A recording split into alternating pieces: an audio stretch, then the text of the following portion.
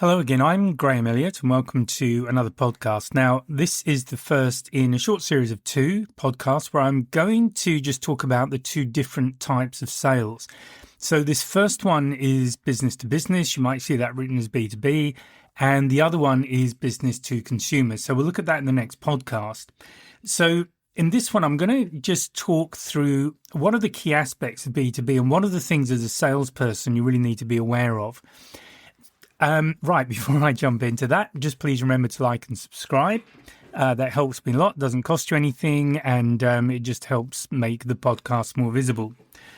Okay, so first of all, business to business. Now, I'm also including business to government because essentially the process is pretty much the same. So first of all, who are your clients? Well, they are other businesses, they're organizations, they're institutions, but essentially they're more complex setups than simply selling to another person.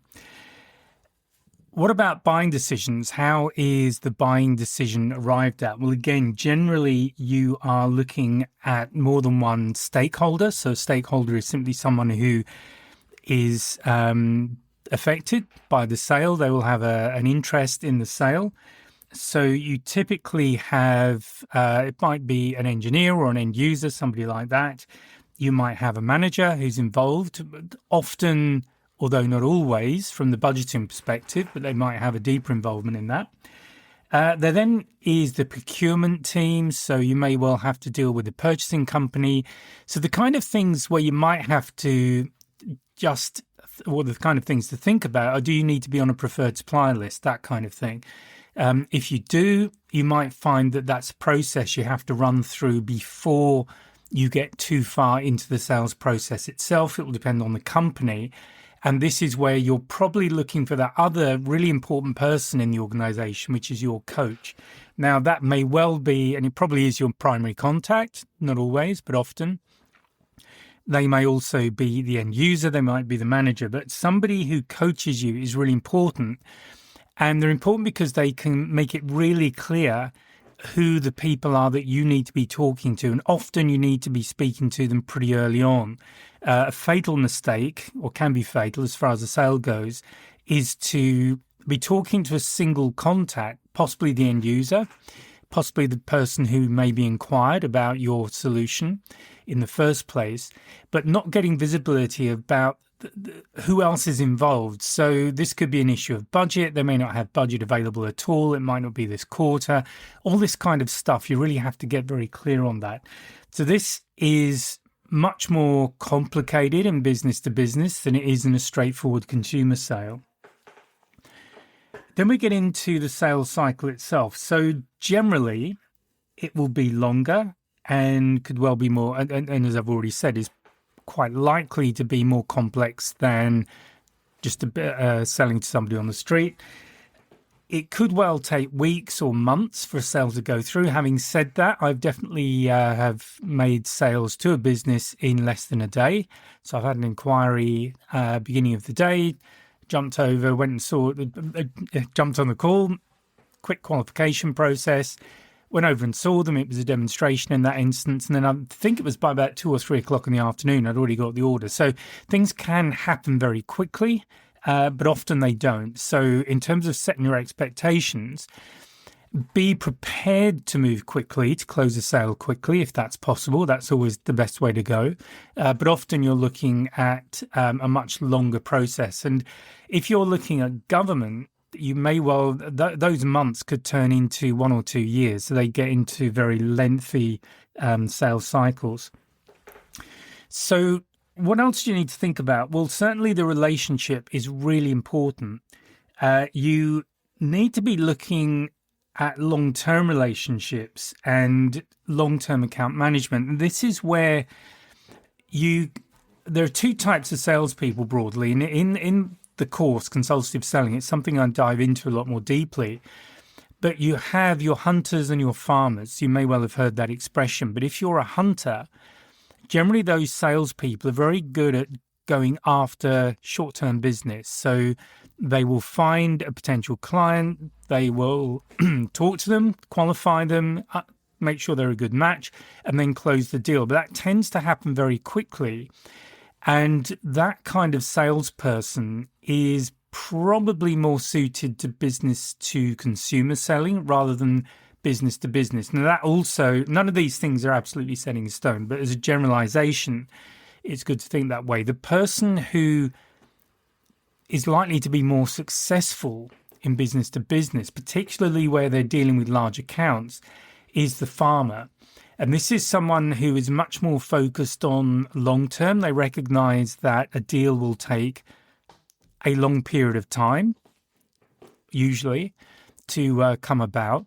So their focus is much more on the relationship side of the sale, building up good, strong relationships, building up trust with the stakeholders, becoming the person, the go-to person for that business. So they're not just looking at a single deal often, because they're looking at it from a long-term perspective. You're looking at multiple deals. So this is typically a business that will come back to you again and again, maybe for the same solution or sales relating to that initial solution, or for other solutions in the same area. So that's a big thing to be aware of, that for you as a salesperson, when you're looking at business to business, you will often be looking at developing a much longer term relationship with that client. You want to have a client list who will be coming back to you to do repeat buys. And as I've said in other podcasts, in sales courses, these repeat orders,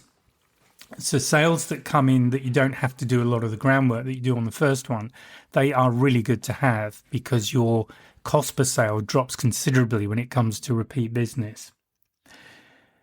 Okay, so that's the relationship. What about the decision itself? What are the key drivers? Well, often with business to business, you are looking at return on investment. That's likely to be the most important. How is your solution going to pay for itself, and how long will that take?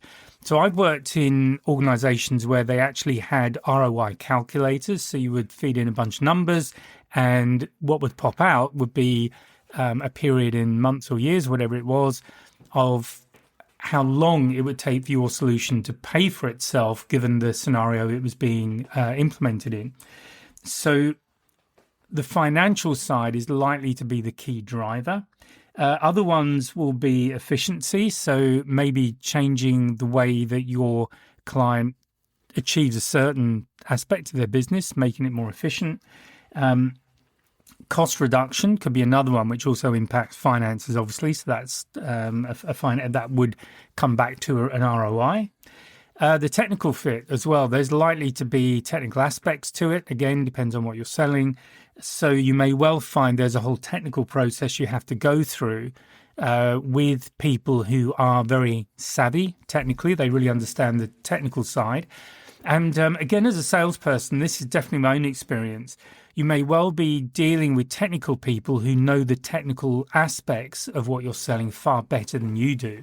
And this can be an area where you can feel a bit intimidated if you're not that strong technically. And frankly, when you get into, certainly my experience with engineering, and when you start talking to engineers, particularly if you're new to an area, there is a very good chance that they will be a lot more knowledgeable about the details of what they're doing than you will. So the important thing to just bear in mind there is not to make things up. If you don't know the answer to something, be honest. Or if you're not sure, be honest and go away and check it and get back to them. So this is where you under-promise and over-deliver. It's about being as good as your word. So if you need to go away and come back with an answer the following day or in a couple of days, just go through the process of just asking them, or just saying to them, look, I don't know the answer to that. I'll have to go check. Is it okay if I come back to you this time tomorrow with an answer? And it'll either be yes or no. Often if it isn't that urgent, then you've got a few more days. But always keep it fairly short because you want to keep the momentum going in the sale. And always get back to people when you say you will, even if you don't have the answer that you were hoping for, whether it's, a no to trying to do something that they want to do, or you don't have an answer at all. Just get back to them, say something along the lines of, I said I'd get back to you at this time. The situation is and then whatever the answer is, or if there's not been an answer, just say, look, I've not heard back from the manufacturer. I've escalated it, so I've hit them again, and I'm also hitting them at a bit of a higher level just to get an answer for you quickly. So, and then you simply just agree another time when you get back to them. The importance of this goes back to the longer term aspect of a typical B2B relationship, where it's really important to build trust. And you may find yourself in a situation where you do have to step back from a sale because you can't meet the technical requirements. So there's a couple of things to think about there. One is to just look at your qualification process, because ideally you want to qualify out the people that you can't provide a good solution for.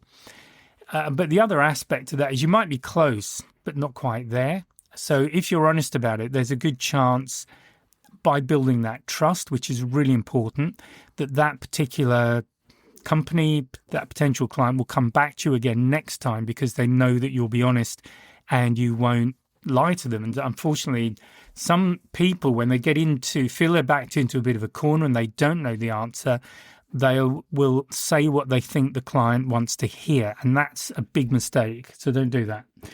Okay, so they're the decision drivers that you're likely to, you need to identify what they are and make sure that you can meet those requirements. Then you've got the complexity of what you're selling. Now, you will know how complex your solutions can get. They might be very simple, they might be really complicated. But this is often an aspect of business-to-business selling. So you're looking at products or services that may well have aspects of them that can be tailored to a particular need. So they're likely to be technical, they're likely to be high value, or at least one of those things will apply. So it's really important that you understand and that your sales process allows you to get a very good handle very quickly on how good a match you are to what that client wants to do, how well you can meet their requirements. And as I've said before, if you can't meet them, be honest. If you can, then great. But you need to be really clear. And this is where having the conversation, I've spoken about this in other podcasts. I speak about this in more detail in the course to really guide you through this process. But this is where it's really important to have a very open conversation with your client. So this is before you attempt to close. You're having a conversation about all of the requirements that they have, everything they're trying to meet. So that will also include the decision drivers that I've spoken about, understanding the buying or the decision-making process, the timing, everything else. All of that comes out in a discussion. You are not closing the sale at that point. You are getting information, and you're also finding answers to objections. So I'm not going to talk about that in this podcast, but I have spoken about it in other podcasts. And again, I cover that in some detail in the training course. So you're likely to have a more complex solution that can be customized. What's the sales approach that you need to adopt? Well, the first thing is you need to be very relationship focused. So you need to build trust with the people that you are working with. You need to show that you are genuinely interested in delivering a solution to them that will meet their needs. So when it comes to any presentation you do, it really needs to be very tailored, very personalized to demonstrate not only that you have a really strong understanding of what they're trying to achieve, but you also can talk about each of the key aspects of that sale. So it might be meeting technical requirements, it might be achieving the kind of return on investment they're looking for, the kind of cost reduction that they are trying to achieve. Basically, all of the key aspects that you have identified when you've sat down and you've gone through this with your client. So it is really important that your information gathering is, it needs to be top notch if you're going to do this well, because it allows you to make sure that you're a very good fit for the client.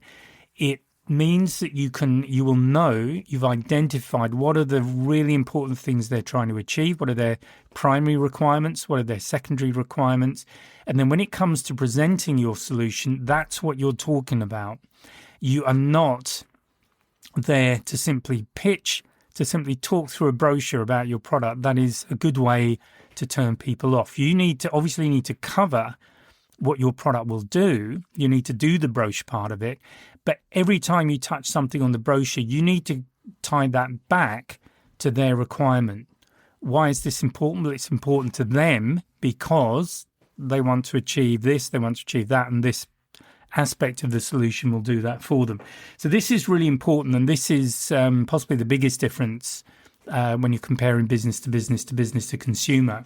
So it's really important that you tailor everything, and that may turn into a proposal. Sometimes in business to business, often depending on what kind of industry you're in, but often some form of proposal will be required. And obviously to do that, you really have to tailor that to what the client is trying to achieve. You might support that proposal with your brochures or technical specs or any other supporting information, but they are supporting items. They are not the main offer. Okay, what about volumes and values? Well, typically you're looking at lower quantities but higher value per sale. Obviously that can be flipped. You might be talking about hundreds or thousands of low value items, but they're bought as a single purchase, so they can be quite a large sale. So that really, these are the key things about business to business. So I'll recap in a moment, but it's really important that in the steps of the sale that you really do understand how to qualify in good fits and qualify out the people who are likely to not buy from you, because you may well, if you're going after a sale, you may well be looking at quite a lot of work, a lot of hours going into putting a proposal together. You might be involving other people within your own organization, so it's not just your time, but from an organizational standpoint, you're committing significant resources to making this bid. So you really have to be highly confident that you can offer a solution that is likely to win the deal. If you are not confident, and look, you need to decide what the cutoff is. It might be an 80% probability, it might be 50% probability. If it's less than 50%, I would really question whether this is something worth investing resources into. So it's really important that your qualification process initially is spot on so that you know that it's worth allocating resources to trying to achieve this sale. Then it's important that you go through the kind of sales steps that I talk about in consultative selling. I've spoken about in other podcasts, but you have really your the fact-finding aspect where you first sit down with a client. It might be your primary contact, but there might be a buyer in there. You might be a technical person that you need to get sign off from them, but you need to sit down with it, or at least either individually or together, sit down with the key stakeholders so that you have a really good understanding of what they want to get from this sale. And all of that goes into the proposal or the presentation, however you present your solution. All of those requirements have to be addressed. So it's really important that you do that well. So just to very quickly recap, the kind of client you're looking at, other businesses, organizations, could be government. Buying decisions, you're looking at multiple stakeholders, so you need to know who they are and make sure that all of them are on board and that there is sign-off to go ahead. Sales cycle is likely to be a matter of weeks, months, possibly even years if you're looking government. The relationship is really good focus on building trust, showing that you're professional, so you need to be very professional in your interactions. And your emphasis is, this is account management. This is long-term account management, a long-term sales strategy. Decision drivers are likely to be financial, so return on investment, reducing cost, that kind of thing. It might be efficiency. And there's a good chance you need to have a good technical fit as well. So you need to understand what the technical influences are before you to do that very early in the process. The solution that you're offering is likely to be fairly complex, so it's either a product or a service, but something that has options that you tailor to the final client's need. The product complexity, as I've said, is often tailored. It's likely to be high value. So your sales approach, as I've said, needs to be very much about demonstrating that you meet the client's needs. So this could also be a demonstration. So that was something I used to do a lot, product demonstrations. So when I was doing that, rather than just go through every button in the menu, in the things I was selling, there were a lot of those, I would definitely tailor my pitch so that I started with just recapping the key things that were important for this solution to deliver for them. And then I would do that as a checklist. And then they could add anything that was there. And then through the demonstration, I would just tick off each one in turn, just show that aspect of the unit and then ask if there was anything else. So I didn't do a full demonstration in terms of every possible thing I could show on the product. I would cover the key things and anything else that occurred to me that would be beneficial to them that they might not have raised. But again, I'd keep it very much focused on their requirements. And I think that's a really important thing to do. Okay, so sales volumes and values tend to be fewer orders but higher value. And that is pretty much it. So hopefully that's given you some ideas. Hopefully it's given you a bit of a process. Anything you would like to hear from me, please drop a comment in. Please give me a like, subscribe, all that kind of good stuff. And I'll talk to you in the next one where I'm talking a lot more about business to consumer and what are the things you need to think about when you are in that scenario. So it's possible you tend to do one or the other, but occasionally you might get in a situation where you're doing both. So good luck with that. And I'll speak to you again soon. Bye for now. If you found this podcast useful and hopefully it's got you thinking, please sign up to my mailing list. There's a link in the description where you can just sign up and I'll keep you informed of what's going on. There's also a link to a free 1-hour webinar. It's an on-demand webinar and I'll take you through 3 things you can do right now to improve your sales confidence, and that includes handling objections and closing the sale. So please check out the links and please join the mailing list and I'll speak to you next time.